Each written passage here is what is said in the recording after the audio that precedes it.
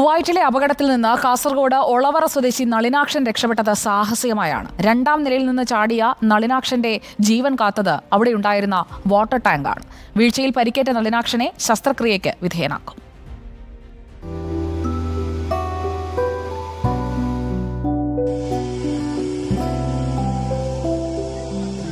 എല്ലാ പ്രതീക്ഷയും കൈവിടുമ്പോൾ മനോധൈര്യം മനുഷ്യർക്ക് പിടിവള്ളിയാകും. മനോധൈര്യം ജീവിതത്തിലേക്ക് പിടിച്ചു കയറിയയാളാണ് തൃക്കരിപ്പൂർ ഒളവറയിലുള്ള TV നളിനാക്ഷൻ. അച്ഛന്റെ ചരമദിനത്തിൽ വീട്ടുകാരുമായി വാട്സപ്പിൽ സംസാരിച്ചു കിടന്ന് മണിക്കൂറുകൾക്കകം അപകടമുണ്ടായി.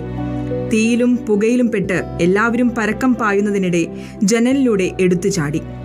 വാട്ടർ ടാങ്ക് മനസ്സിൽ വെച്ച് തന്നെയായിരുന്നു ചാടിയത്. തീപിടുത്തത്തെക്കുറിച്ച് അറിഞ്ഞ കുവൈറ്റിൽ തന്നെയുള്ള ബന്ധുക്കൾ വന്നപ്പോഴാണ് വെള്ളത്തിൽ വീണ് കിടക്കുന്നത് കണ്ടത്.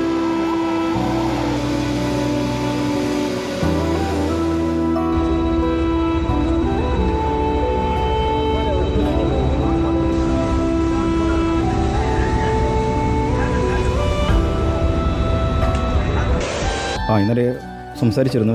അധികം സംസാരിക്കാൻ പറ്റിയിരുന്നില്ല. വളരെ വേദനയുണ്ടായിരുന്നു. വാരിയലിന് ചെറിയ തകരാറുണ്ട്. അത് ഇന്ന് രാവിലെ ഓപ്പറേഷൻ ചെയ്യുമെന്ന് പറഞ്ഞു. അൽ മുബാറക് കബീർ ഹോസ്പിറ്റൽ എന്ന് പറഞ്ഞാൽ അവിടുത്തെ ഏറ്റവും നല്ല ഹോസ്പിറ്റലാണ്.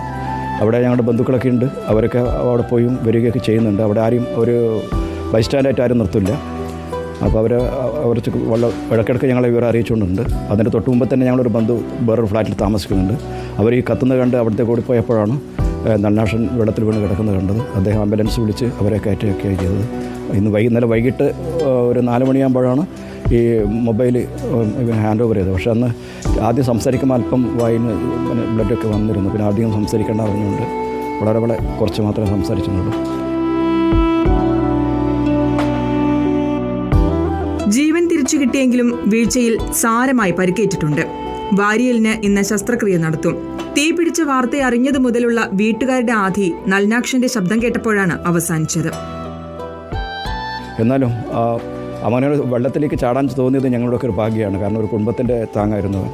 അപ്പോൾ അവനവിടെ ജീവകാരുണ്യ പ്രവർത്തനങ്ങളിലും ബ്ലഡ് ഡൊണേഴ്സ് ഫോറത്തിലൊക്കെ വളരെ സജീവമായി വർക്ക് ചെയ്യുന്നതാണ്.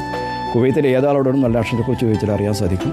അത്രയധികം ജനങ്ങളായിട്ട് ബന്ധപ്പെടുന്നതാണ് നല്ല ജീവകാരുണ്യ പ്രവർത്തനം. 10 വർഷത്തിലേറെയായി കുവൈറ്റിൽ ജോലിയെടുക്കുന്ന നളിനാക്ഷൻ അവിടെയും സന്നദ്ധ സംഘടനാ പ്രവർത്തനത്തിലും മുന്നിലുള്ള പ്രവാസിയാണ്. News desk reporter.